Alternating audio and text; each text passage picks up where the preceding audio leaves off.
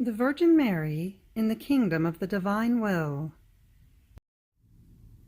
Day 23. The Queen of Heaven in the Kingdom of the Divine Will. Here sounds the first hour of sorrow. A star, with mute voice, calls the Magi to adore Jesus. A prophet makes himself the revealer of the sorrows of the Sovereign Queen. The soul to her Queen Mamma. My most sweet Mamma, here I am again at your knees. This child of yours can no longer be without you, my Mamma. The sweet enchantment of the celestial baby, whom you now clasp in your arms, and now adore on your knees and love in the manger, enraptures me, thinking that your happy destiny and the very little King Jesus are nothing other than the fruits and the sweet and precious pledges of that Fiat which extended its kingdom in you. Oh, please, oh, Mamma, give me your word that you will make use of your power to form in me the kingdom of the divine will. Lesson of my celestial Mamma. My dearest child, how happy I am to have you close to me, to be able to teach you how the kingdom of the divine will can extend in all things. All crosses, sorrows, humiliations, invested by the life of the divine Fiat, are like raw materials in its hands, in order to nourish its kingdom and to extend it more and more. Therefore pay attention to me and listen to your Mamma. I continued my stay in the grotto of Bethlehem with Jesus and dear Saint Joseph. How happy we were! Because of the presence of the divine infant and of the divine will operating in us, that little grotto had changed into paradise. It is true that pains and tears were not lacking, but compared to the immense seas of joy, of happiness, of light, which the divine Fiat made arise in each of our acts, they were just little drops plunged into these seas. And then the sweet and lovable presence of my dear Son was one of my greatest happinesses.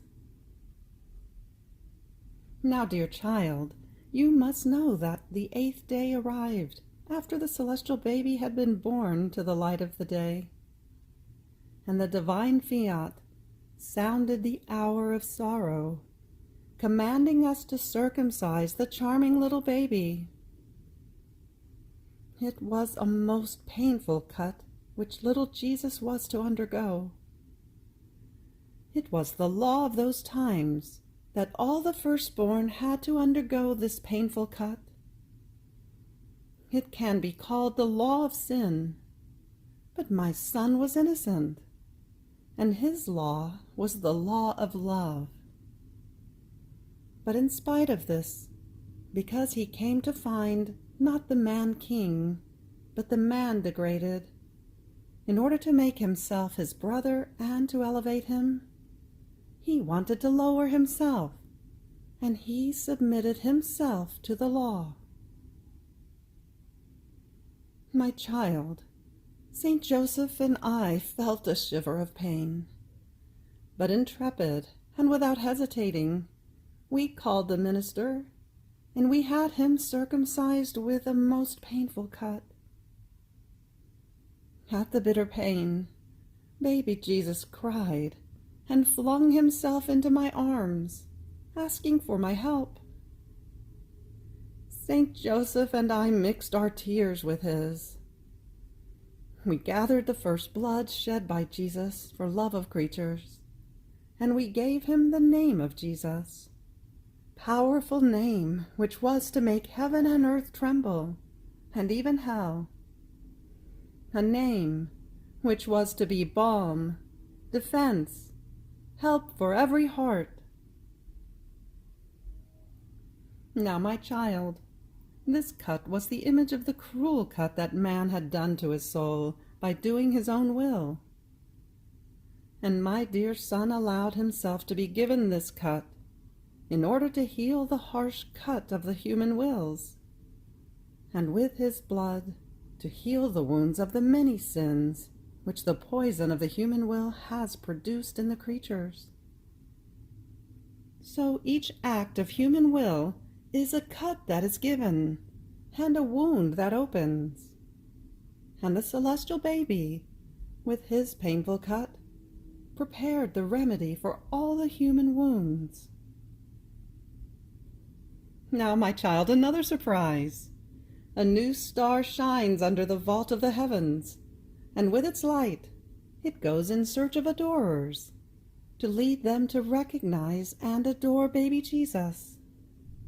3 individuals, each distant from the other, are struck by it and invested by supreme light. They follow the star which leads them to the grotto of Bethlehem, to the feet of baby Jesus. What was not the astonishment of these Magi kings in recognizing in that divine infant the King of heaven and earth, the one who had come to love and save all? In fact, in the act in which the Magi were adoring him, enraptured by that celestial beauty, the newborn baby made his divinity shine forth from his little humanity, and the grotto changed into paradise, so much so that they were no longer able to detach themselves from the feet of the divine infant, not until he again withdrew the light of the divinity within his humanity.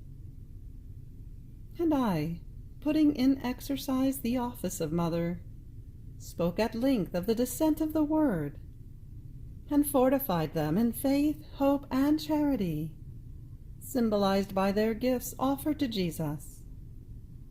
And full of joy, they withdrew into their regions to be the first propagators. My dear child, do not move from my side. Follow me everywhere. 40 days from the birth of little King Jesus are about to sound when the divine Fiat calls us to the temple in order to fulfill the laws of the presentation of my son. So we went to the temple. It was the first time that we went out together with my sweet baby. A vein of sorrow opened in my heart. I was going to offer him as victim for the salvation of all. We entered the temple, and first we adored the divine majesty. Then we called the priest, and having placed him in his arms, I made the offering of the celestial baby to the Eternal Father, offering him in sacrifice for the salvation of all. The priest was Simeon, and as I placed him in his arms, he recognized that he was the divine Word, and exulted with immense joy. And after the offering, assuming the attitude of prophet, he prophesied all my sorrows.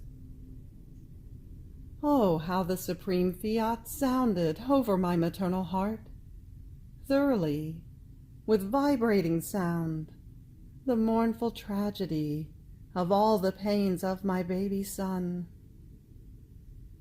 But what pierced me the most were the words that the holy prophet spoke to me.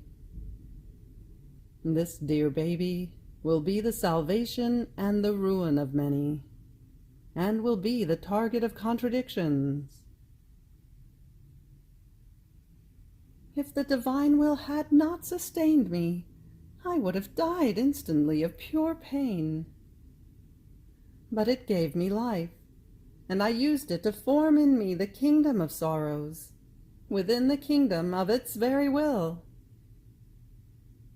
So in addition to the right of mother which I had over all, I acquired the right of mother and queen of all sorrows. Ah, yes, with my sorrows I acquired the little coin to pay the debts of my children, and also of the ungrateful children. Now, my child, you must know that in the light of the divine will, I already knew all the sorrows I was to suffer, and even more than that which the holy prophet told me. But in that act so solemn of offering my son, in hearing it being repeated to me, I felt so pierced that my heart bled, and deep gashes opened in my soul. Now listen to your mamma. In your pains, in the sorrowful encounters which are not lacking for you, never lose heart, but with heroic love let the divine will take its royal place in your pains, that it may convert them for you into little coins of infinite value, with which you will be able to pay the debts of your brothers, to ransom them from the slavery of the human will, so as to make them enter again, as free children, into the kingdom of the divine Fiat. The soul. Holy Mamma, in your pierced heart do I place all my pains, and you know how they pierce my heart.